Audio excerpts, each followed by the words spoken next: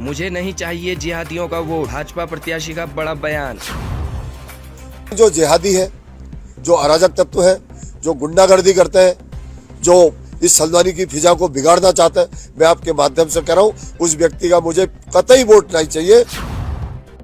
नगर निकाय चुनाव के प्रचार का दौर अंतिम चरण में है, जहां प्रत्याशियों के चुनाव प्रचार के साथ साथ बड़े बयान भी सामने आ रहे हैं। अब नगर निगम हल्द्वानी से भाजपा प्रत्याशी गजराज बिष्ट का एक बड़ा बयान सामने आया है, जहां उन्होंने कहा कि मुझे अराजकता फैलाने वालों का, गुंडागर्दी करने वालों का, इस हल्द्वानी की फिजा को बिगाड़ने वालों का, जिहादियों का वोट बिल्कुल भी नहीं चाहिए।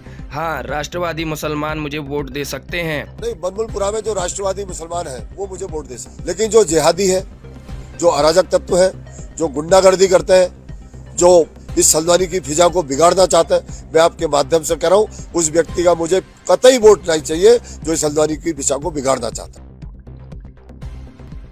आपको बता दें कि नगर निगम हल्द्वानी में इस बार मेयर पद पर कांटे की टक्कर देखी जा रही है, जहां कांग्रेस से ललित जोशी चुनाव मैदान में हैं, तो भाजपा ने गजराज बिष्ट को चुनाव मैदान में उतारा है। अब जैसे जैसे मतदान की तिथि नजदीक आ रही है, वैसे वैसे ही प्रत्याशियों के बड़े बयान भी सामने आ रहे हैं, जो कि काफी चौंकाने वाले भी प्रतीत होते हैं। पूर्व में जहां समाजवादी पार्टी के समर्थन पर चुनाव लड़ने की बात पर ललित जोशी ने पलटवार किया था और कहा था कि यह वही भाजपा सरकार है जिसने मुजफ्फरनगर कांड में गोली चलवाने वाले मुलायम सिंह को पद्म भूषण से नवाजा था। उन्हीं मुलायम सिंह जी जिनकी बात करें, उन्हीं मुलायम सिंह को पद्म विभूषण दिया इसी भारतीय जनता पार्टी की सरकार में, जिस पर वो कहते हैं कि मुजफ्फरनगर कांड में गोलियां चलाई थी। और तुमसे मुझे आज सर्टिफिकेट है, तुम मेरे कितने मिटाओगे यार। वहीं अब गजराज बिष्ट के इस बयान ने सबको हैरान कर दिया है, जहां उन्होंने साफ कर दिया कि राष्ट्रवादी मुसलमान चाहें तो मुझे वोट दे सकते हैं, लेकिन जिहादियों का वोट मुझे बिल्कुल नहीं चाहिए।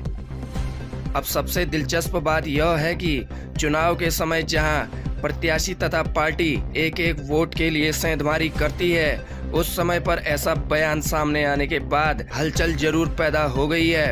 अब देखना यह भी दिलचस्प होगा कि आखिर जनता किसके बयानों तथा विजन से प्रभावित होगी और कौन हल्द्वानी के महापौर की गद्दी पर बैठेगा। जो जिहादी है, जो अराजक तत्व है, जो गुंडागर्दी करते हैं, जो इस हल्द्वानी की फिजा को बिगाड़ना चाहता है, मैं आपके माध्यम से कह रहा हूं, उस व्यक्ति का मुझे कतई वोट नहीं चाहिए जो इस हल्द्वानी की फिजा को बिगाड़ना चाहता है। तो केवल एक प्रश्न करना चाहते हैं कि मैं अपने मंच से कह रहा हूं और सब लोगों के सामने कह रहा हूं कि भाई हमने शिवसेना का समर्थन मांगा और उन्होंने हमको समर्थन दिया। उन्होंने अगर शोएब अहमद का समर्थन मांगा है तो जनता के बीच में क्यों नहीं कह रहे? एक बात। दूसरी बात, वो बनमलपुरा में जाते हैं, रात को भाषण वहां देते हैं और मीडिया वहां पहुंचते तो मीडिया से कहते हैं इसको लाइव मत करो। एक बात। दूसरी बात, वो जो और लोग फेसबुक वाले हैं उनसे कहते हैं लाइव मत करो, यानी उस भाषण को वो जनता के बीच में नहीं आने देना चाहता है। मैं तब इस प्रश्न को इसलिए उठा रहा हूं कि आखिर वो कौन सा गुप्त भाषण दे रहे हैं मुसलमानों के बीच में जो हिंदुओं को न पता चले। वो दिन भर भाई साहब कहते रहते हैं और रात को भाईजान भाईजान। मैं कहता हूँ दोहरा चरित्र क्यों है? आप स्पष्ट कहिए ना कि हमारी ये रणनीति। जैसे मैं आपके सामने मेरा क्लियर स्टैंड है कि हल्द्वानी के विकास में कोई भी बाधा बनेगा हम उसको दूर करेंगे, उसको हम बख्शेंगे नहीं। जहाँ तक अतिक्रमण टूटने का सवाल है, मैं कहता हूँ कि बेल बाबा से लेकर रानी बाग तक का अतिक्रमण टूटा, कालाडूंगी चौराहे से लेकर कटघरिया तक का अतिक्रमण टूटा, कुसुमगढ़ से लेकर भागड़ा तक अतिक्रमण टूटा।